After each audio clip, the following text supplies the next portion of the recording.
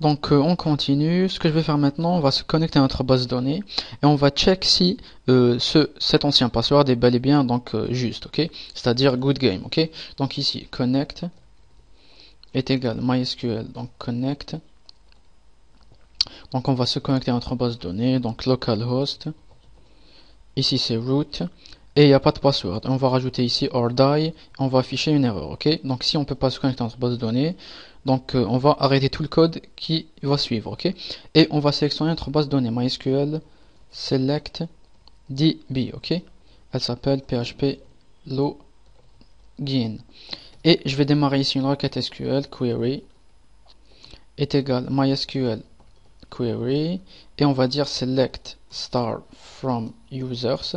Donc on a sélectionné tous les champs de la table users where password est égal, donc ici entre double cote, donc ici je change, where password est égal au password que l'utilisateur aura saisi, c'est-à-dire son ancien password, ok?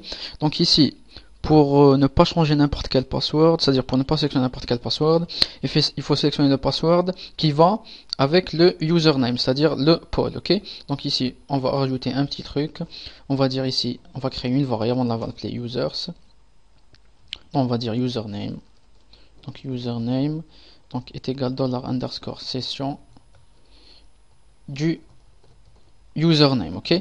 Et on va rajouter ici where username est égal au username and password est égal au password, ok? Donc ici point virgule et je vais créer ici donc la variable rows, elle va contenir la fonction MySQL numRows, ok? MySQL numRows. Donc souvenez-vous, MySQL numRows, elle va check donc chaque rangée de notre base de données, ok? De ma query. Point virgule. Et ici je vais dire if rows est égal à 1, c'est-à-dire si le password est bel et bien juste, donc else on va echo votre ancien password est incorrect, ok? Votre ancien password est incorrect. Ok, on va check, j'actualise. En principe, il n'y a pas d'erreur. Donc mon ancien password c'était good game. Donc si jamais je tape pardon, un autre password, je vais dire uniquement good, ok? Ici je tape un password, 1, 2, 3, 4. Et ici je tape un autre password, 1, 2, 3, 4. Donc le même password. Changer le password. Et j'ai ici le message d'erreur, votre ancien password est incorrect. C'est-à-dire j'ai pas saisi le good game, ok? Donc ici si je tape good game, je tape ici un nouveau password, 1, 2, 3, 4. Je répète mon nouveau password, 1, 2, 3, 4. Je mets changer. Et j'ai ici donc le même message d'erreur qui reste affiché.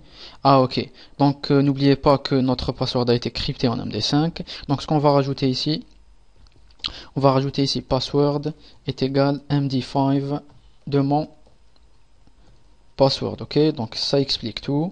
Donc, et on va new password, même le new password, on va le crypter en MD5, ok?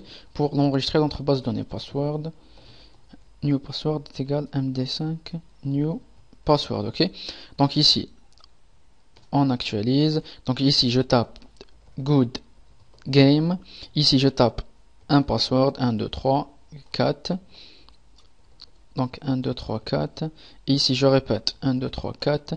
Donc si je mets changer de password, j'aurai en principe aucun message d'erreur. Changer et j'ai aucun message d'erreur, ok? Donc je vais arrêter la vidéo ici. On se voit dans la prochaine partie.